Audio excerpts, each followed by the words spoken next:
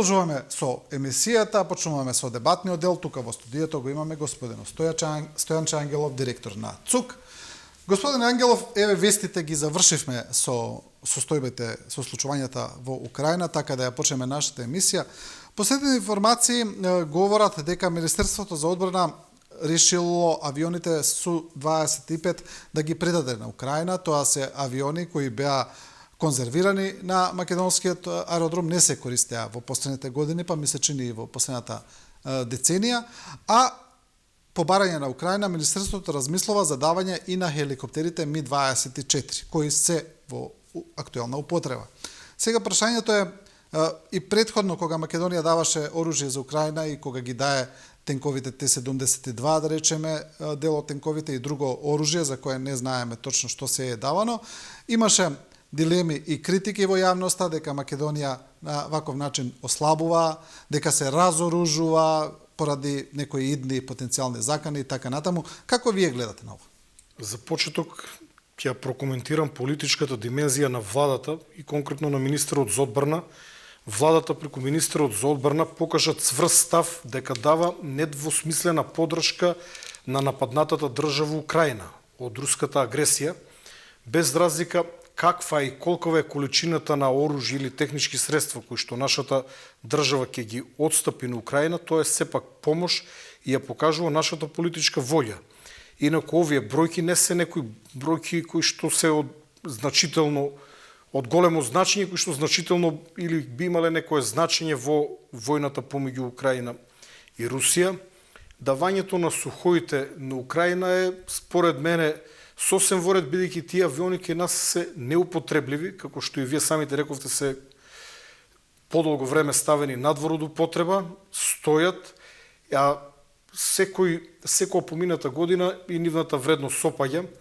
Авионите се скапа во наводници играчка, за да се одржуваат авиони со посада, со редовен тренинг, се потребни многу пари и потребна е потреба. Ние реално немаме потреба, особено сега како членка на НАТО, кога нашето небо е чувано од страна на НАТО, и сметам дека давањето на сухоите, отстапувањето на сухоите на Украина воопшто нема да ја намали борбената готовност на нашата армија.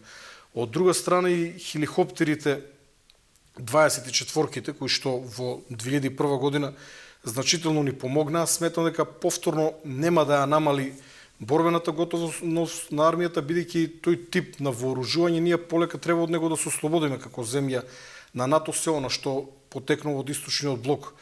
Од друга страна, јас сум длабоко убеден дека конфликт како тој во 2001 година веќе не се заканува на нашата држава и овие хеликоптери не би имале каде да ги користиме. Што се однесува до останатите хеликоптери осмици Ми-8, односно Ми-17, тие се корисни, ние ги користиме, дел од нив се исправни, се во летешка кондиција, дел не се, но тоа се хеликоптери кои што се повеќе наменски, можеме да ги користиме почнувајќи од транспорт на луѓе па се до гаснење на пожари.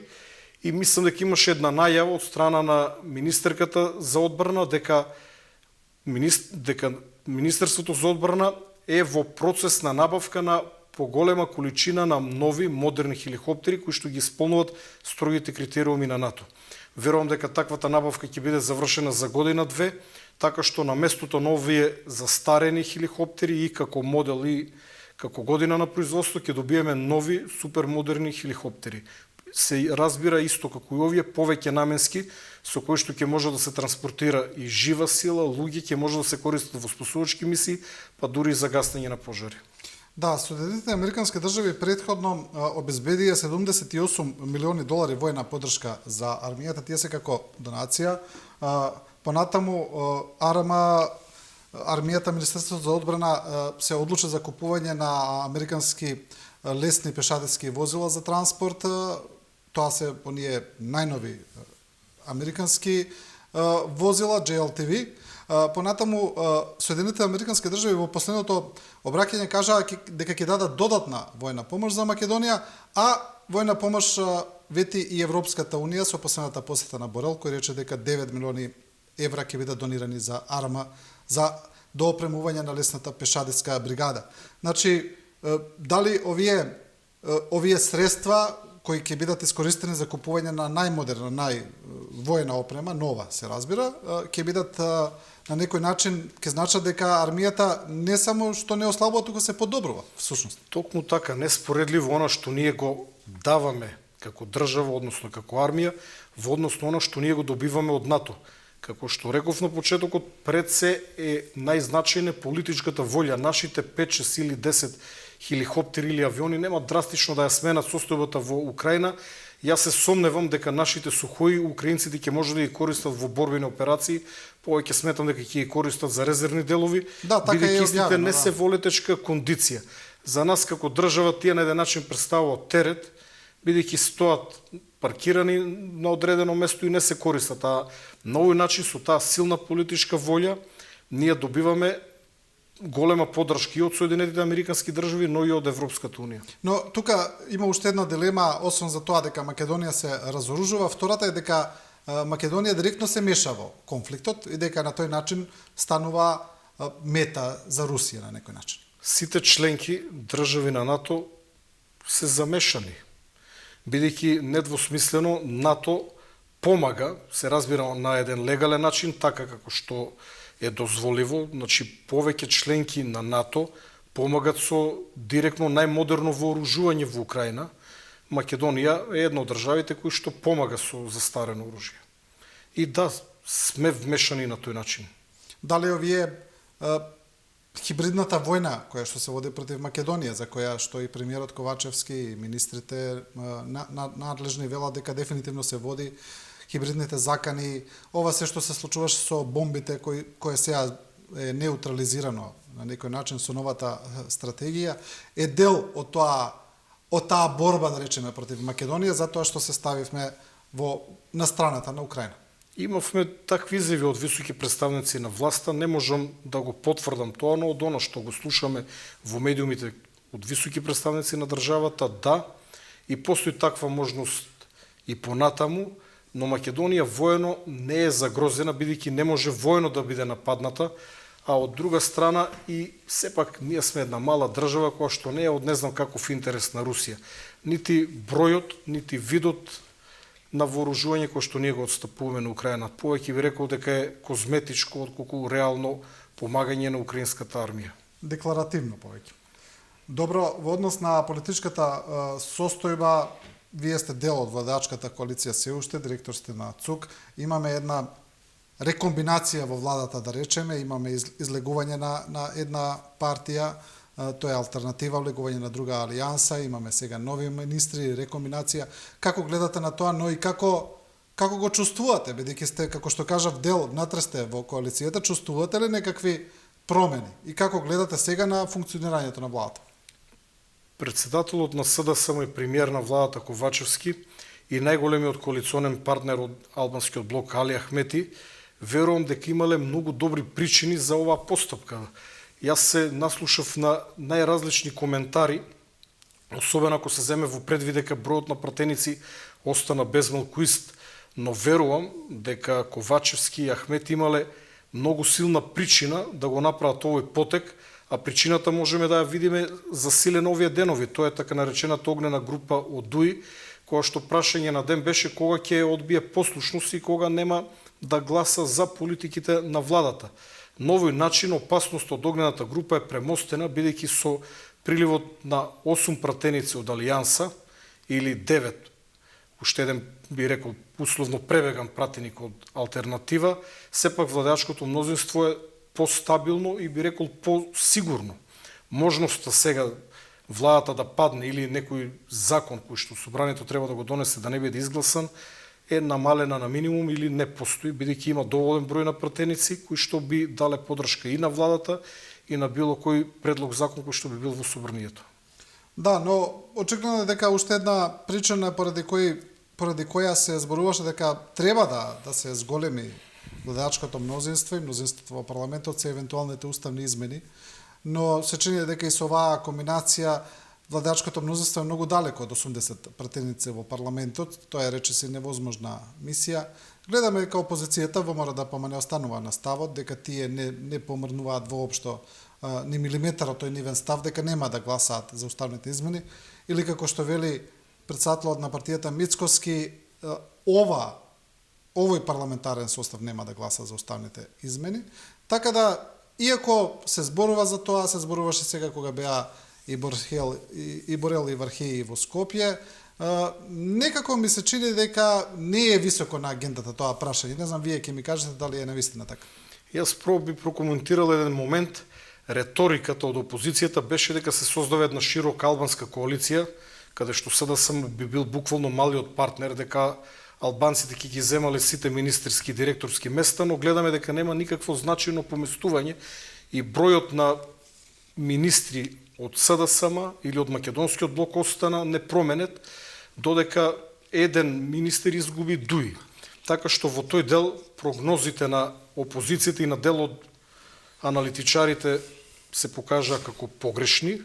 Бројот сооднос од македонци, кој е неблагодарно да зборуваме. Јас ја застапувам тезата дека ако некој човек е квалитетен професионалец, добро образован, не е проблем да биде министер без разлика на неговата етничка припадност, но бидејќи нашето општество е чувствително на ова прашање, ќе кажам дека повторно соодносот македонци и албанци министри остана непроменет. Бројот на директорски места кои што ги добива Алијанса е безмалку непроменет. Ги наследи местата од Алтернатива и евентуално мислам дека има по некое споредно директорско место од предпријатие кои што се во многу лоша финансиска состојба од Дуи. Така што во тој дел немаме никаква разлика во однос на порано и СДСМ како неголема политичка партија во коалицијата од македонскиот блок не е оштетена по овој основ. Од друга страна, јас се сомневам дека наскоро во собранието би била покрената иницијативата за промена на уставот заради внес на бугарите, бидејќи за почеток верувам дека албанските пратеници и од БЕСА и од Алтернатива, кои што не се дел, се разбира, од војачката коалиција, би гласале за. Знаете дека се подложни на притисоци и сум прилично убеден дека ќе гласаат за, но повторно ќе фалат пратеници, а ставот на лидерот на ВМРО ДПМН е многу јасен и многу тврд. И јас постојано повторувам подолго време наназад дека како председател на една помала политичка партија, коалиционен партнер на СДСМ, достоинство нашиот став на почетокот по ова прашање беше исто така тврд. Сметавме дека не треба да и се попушти на бугарската страна, но гледајќи ја целокупната слика, денес ние недвосмислено имаме став дека бугарите треба час поскоро да се внесат во македонскиот устав, бидејќи тоа ќе ги откочи преговорите и по завршување на скрининг процесот ќе почне првото поглавје. Но од друга страна, исто така сум цврсто убеден дека ВМРО ДПМН начело со Мицкоски нема да даде поддршка се додека не се одржат вонредни или редовни парламентарни избори. По парламентарните избори не знаеме што ќе се случува, но илузорно е до изборите да очекуваме влез на бугарите во уставот и мислам дека владата е свесна за тоа, бидејќи се разбира дека имат многу повеќе информации од обичните граѓани, па и од нас председатели на помали политички партии, и верувам дека владата ќе се преигра она што можеме да го слушнеме секојдневно, дека бугарите ќе обезбедено двотретинско мнозинство, дека ќе има предвремени избори. Тоа е само една политичка реторика со која што се одржува во кондиција собственото членство или собствената гласачка машинерија. Да, ВМРО ДПМН цело време повторува дека ќе има предвремени избори, ги барат тие предвремени избори, еднаш се обидува да создадат и ново парламентарно мнозинство, кога завлакно не успеа да го направат тоа, но се чини дека и тие како да не веруваат премногу во таа можност. Од друга страна, слободно може да се каже дека СДСМ и ДУИ се подсилен притисок од сите случувања, од Бугарија, од економската криза, од инфлацијата, од цените, тој е еден конгломерат на проблеми. И сега навистина се поставува прашањето, бидејќи имаме и председателски избори, кои се ми се чини 6 месеци пред редовните парламентарни. Дали мислите дека навистина ќе издржи владата до крајот на 2024 за редовните парламентарни, или тие сепак малку порано би се одржале? Во контекст на тоа изјавата на министрот за надворешни работи Бујар Османи во својство на функционер на ДУИ на еден митинг, кога кажа дека наскоро Македонија ќе добие прв пат и премиер албанец, а знаеме дека тоа треба да се случи 100 дена пред изборите, на некој начин и тој навести како да ќе влеземе во еден циклус на предвремени избори. И минатата година и оваа година можевме да слушниме критики, па би рекол и прогнози од опозицијата и од многу аналитичари дека ќе нема струја, ќе нема топлинска енергија, граѓаните во Скопје ќе мрзнат без струја, па владата најде решение. Државата има струја без никакви рестрикции, воедно би рекол дури домовите во Скопје се потопли од минатите години, се погоди малку потопла зима, но реално зимата, како да е, нормална е таа реторика на опозицијата да ја критикува владата, да бара предвремени избори и да го убедува своето членство дека сега ќе има избори и ние ќе дојдеме на власт. На тој начин се мобилизира и членството, но јас не гледам никаква причина владата да не издржи до последниот ден кога е терминот за редовни парламентарни избори. Не зборам за оној термин за кој што се шпекулира заедно со председателските избори. Зависи од проценката на СДСМ дали ќе имаме парламентарни избори заедно со председателските, но премиерот најави и друга можност која што стратешки и тактички е прилично издржана ако се направи една коалиција за председателските избори во која што би биле СДСМ, коалиционите партнери од македонскиот блок и поголемиот дел албански политички субјекти и се разбира дека таквата коалиција би го добила председателот, бидејќи е невозможно без албанските гласачи да се добие председател во нашата држава. На тој бран на победата на председателските избори може да се крене мотивот кај собственото членство на СДСМ и коалицијата, кој што факт е дека после 5-6 години власт се паднат, се појавува незадоволство, нешто што е нормално кога некој е на власт. На тој начин да се крене мотивот, но и убедувањето од можна победа, бидејќи и сега не само мотивот, очекувањата кај дел од гласачката машинерија на СДСМ и коалицијата се дека ВМРО веќе е во предност, затоа што сите анкети тоа го зборуваат. Единствено се зборува дали разликата е 4% или 14% или можеби уште повеќе. Така што има логика да имаме најпрво председателски избори, неколку месеци подосна и парламентарни, но пак ќе укажам, председателот на СДСМ ги има сите информации. Тој има многу повеќе информации од вас и од мене и може да носи поквалитетни одлуки во интерес на владеачката коалиција и верувам дека ќе ја одбере најдобрата опција за СДСМ. Но и најдобрата опција не значи дека ќе биде победничка опција, за жал, на коалицијата. Да, се разбира. На крај тоа сепак ќе го решат бројките, гласачите, процентите. Ова што го спомнавте пред малку за обвинувањата на опозицијата, за владата, за тоа дека албанските партии имаат поголема моќ, па еве ВМРО ДПМН во последните денови цело време вели дека Артан Груби е вистинскиот премиер и дека Ковачевски само му го чува местото, велат, на Артан Груби, а за тој да стане премиер 100 дена пред избори, но слични да речеме ставови имаше и господинот Павле Трајанов, председател на ДС, пред да излезе од владата, кој рече дека се нарушува ранковниот договор во владата, но од друга страна, од спротивна страна, дека спротивно на рамковниот договор, спротивно на етничкиот баланс во владата има повеќе албански представници, министри, директори и така натаму од македонски, дека соодносот не е добар и дека тоа е една од причините поради која и не гласаше за новата влада. Прво, апсолутна невистина дека Груби е премиер, но таквата реторика на опозицијата, пак ќе кажеме, нормална политичка реторика, се разбира дека премиерот Ковачевски има апсолутна моќ да владее со владата, верувам Груби повеќе во албанскиот дел. Но оние очекувања 100 дена албанец премиер исто така од нив уште од сега се прави фама, како што вие рековте, Бујар Османи најави дека тоа би било набргу. Значи од моментот кога ќе бидат закажани изборите 100 дена претходно ќе имаме албанец премиер во една техничка влада што само за себе не значи ништо и не представува нешто атрактивно.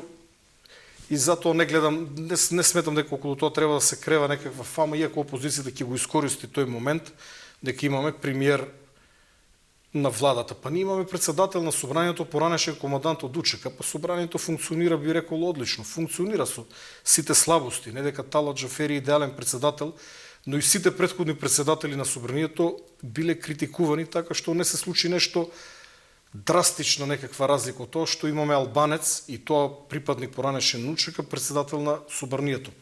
Од друга страна, реториката на Павле Трајанов се однесува на владата. Владата ја бира Собранието, пратениците се бират на непосредни избори и во владата ние не можеме да очекуваме однос по Бадентеровото правило или по некакво рамковно правило, значи при вработување во институциите се користи една формула по која што се знае, иако јас лично со тоа не се согласувам, но јас сум директор на институција во која што при нови вработувања имаме формула по која што се пресметаат толку македонци, толку албанци, турци, власи или останати. И ние се придржуваме кон таа формула. Таа формула воопшто не е поврзана и нема никаква релација со владиното, со бројот на албанци или македонци во владата. Таа е независна и на неа се одразува само процентот на население според последниот попис. Така што во владата бројот на албанци може да биде поголем затоа што, например, СДСМ има вицепремиер од незините редови. Дали тоа значи дека сега СДСМ или некоја друга партија не може да побара на некој место да биде ставен, на министерско место да биде ставен албанец само затоа што е албанец, ако е македонска партијата. Можеби македонска партија ќе предложи албанец кандидат за министер на некој ресор кој што е извореден, како што сега имаме, сметам, извореден министер на информатичко општество, кој што е вровен професионалец од таа област.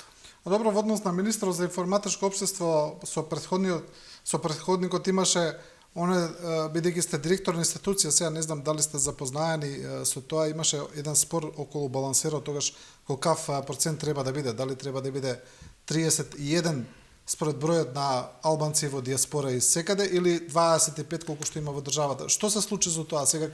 Го променија на штета на македонците, балансерот сега како функционира? Сега ги гледаме штетните последици на повиците за бојкот на пописот.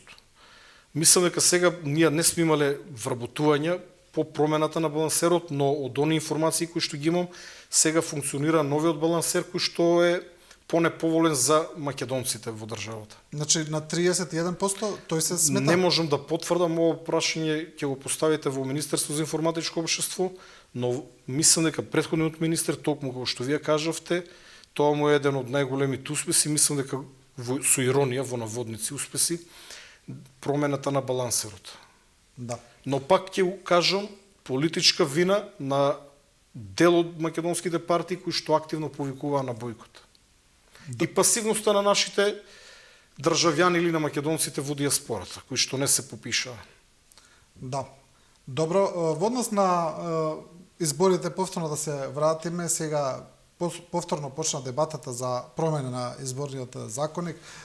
Овој пат наводно се ветува дека бидејќи таа ќе биде под покровителство на NDI, според информациите, партиите ќе бидат ставени во една изолирана средина каде што навистина ќе се инсистира на промена на изборниот закон. Овој пат најмногу се зборува за таа една изборна единица. Не знаеме дали ќе биде. Исто така таму е битен прагот за помалите партии. Според информациите ДУИ инсистира тој да биде 5%. Помалите партии велат дека тоа е тешко остварлив праг, дека тоеш не остварлив. Морам да ве коригирам, не е тешко остварлив, туку е неостварлив. Да, па бара 2% да биде. И тој е прилично тежок. И тоа е тежок. Никоја помала партија нема да го фати. Освен Левица, ако сметаме за помала, која што веќе порасна. Добро, но сега зборуваме за една изборна единица, каде што сепак имаат поголема шанса, секако. Јас сум песимист. Верував дека ќе дојде до измена на изборниот законник, уште кога бевме во опозиција, знам, бев во Ирак кога пишував статуси на оваа тема, кога дојде премиер Зоран Заев, имаше некоја позитивна енергија во таа насока, дури СДСМ дадол поддршка потоа, но мислам дека не беше искрена поддршката, затоа што се заглави целиот процес во собрание, се повикуваа дека Али Ахмети и ДУИ се главната кочница, но јас лично мислам дека нема да дојде до промена на изборниот модел, затоа што Македонија како една изборна единица не е одговора на големите партии. Од друга страна, трансформирањето на државата во една изборна единица со воведување на праг од 5% е апсурд, затоа што би требало на грубо најмалку 50.000 гласови за да освоите пратеник. За споредба, Љупчо Ѓорѓевски, Љубе Бошковски и јас во коалиција, значи ВМРО Народна партија, Обединети за Македонија и Достоинство, заедно во декември 2016 и тоа имавме една добра кампања, би рекол, освоивме 25.500 гласови. Еден добар дел ни поништија, не направија масакар, но тоа ќе се случи и на наредните избори, за жал. И повторувам, Љупчо Љуби и јас освоивме 25.000 гласови. Не верувам дека, освен Левица, која што сега е, би рекол, чудо на македонската политичка сцена и која што може да отскокне, не постои друга партија. Јас само за спорева ќе ви кажам дека на тие избори 2016 година Павле Трајанов со уште една помала партија и два други субјекти дали издруженија, не знам, некоја беше некоја посебна коалиција, нормално само политичките партии официјално беа дел од коалицијата, знам дека беше и Јове Кекеновски дел од коалицијата на Павле Трајанов, освоија едва 10.000 гласови. Ние како Достоинство освоивме 9.300 на изборите пред 2016-14 година, мислам дека беа парламентарни. Значи тука сите се движат, со исклучок на Левица. Земете ги ЛДП, кои што на локалните избори освоја 25.000, но заедно со поранешниот градоначалник на Шутка, кој што го зема како нивен кандидат, на локални избори се наоѓаат начини како да се мотивират носителите на оние советнички листи, кандидатите за градоначалници и така натака, е релативно полесно да се добијат гласови, но реално не верувам дека со исклучок на Левица постои субјект кој што би освоил 30.000 гласови. Ја не се сомневам дека некој би имал 15.000 гласови. Кога Македонија би била една изборна единица со природен праг, тоа е 0,82-3, значи имате околу 8.000 гласови под услов милион излезеност.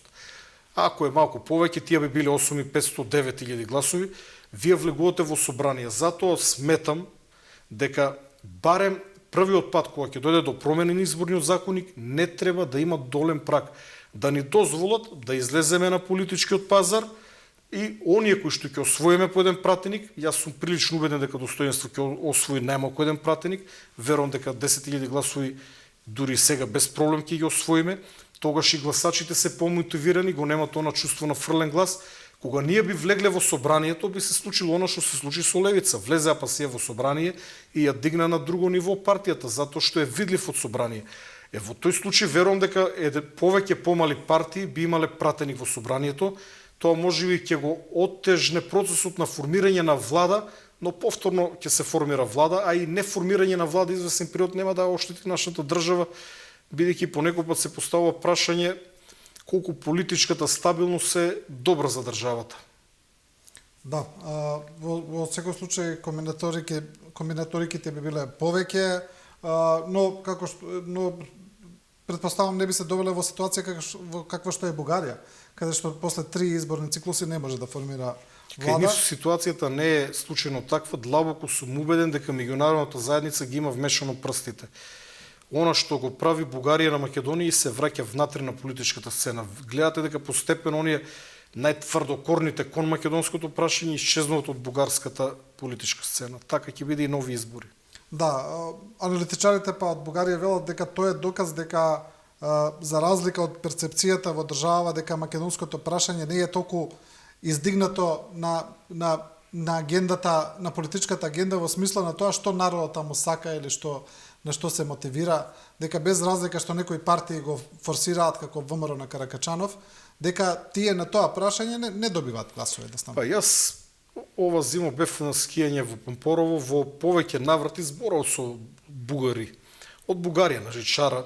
Повеќето од нив поима нема за спорот, особено за историскиот спор помеѓу Македонија и Бугарија. Кој ќе ги прашав за Гоце Делчев, поима нема, едноставно тоа не беше сфера на интерес. Обичните граѓани прилично незаинтересирани, но од друга страна па анкетите кажуваат нешто друго и веќе не можеме да знаеме каде е вистината. Факт е дека во Бугарија постои едногласие, политичко едногласие, во собранието во неколку наврати помина тврди резолуции, декларации кон прашањето на Македонија, така што не знаеме што ќе се случува. Да се надеваме дека овој притисок, по мој убедување од меѓународната, ќе вроди со појава на некоја помека бугарска влада во однос на македонското прашање. Да, немаме веќе време, ве молам само за кус одговор за Охрид за преговорите Србија Косово. Интересно е што повторно е избран Охрид за постигнување на некој таков голем меѓународен договор? Па може да се каже дека Македонија е пример за решавање на горливи прашања, почнувајќи од Охридскиот рамковен договор, со кој што се стави крај на војната од 2001 година, која што ако тогаш не беше пресечена, се закануваше да прерасне во една вистинска крвава граѓанска војна, меѓуетничка граѓанска војна. Ние пресековме, би рекол, токму навреме, бидејќи беа денови во прашање кога ќе се изгубеше контрола, звучи лошо, но кога закрвувањето ќе отидеше на друго ниво, кога веќе ќе немаше назад и назад ќе значеше уште многу жртви. Исто така, како позитивен пример од наша страна е договорот од Преспа, со кој што Македонија стави крај на прашањето со името и со Грција. Видовме дека сепак ние преживеавме како Македонија, северно сепак Македонија. Ја во сите мои настапи го користам само зборот Македонија, но тоа не го менува фактот дека географската одредница Северна е дел од нашето композитно име и овој договор со Бугарија, кој што тргна во многу лоша насока, но сепак Македонија покажа дека може да понуди решение и мислам дека тоа е една од причините зашто е одбран Охрид, односно Македонија, како позитивен пример како треба да бидат надминати проблемите помеѓу соседите и мислам дека Србија и Косово ќе се тегават во наводници уште известно време, но таму решение мора да се најде. Да, добро, ви благодарам господин Ангелов на ова интервју. Благодарам.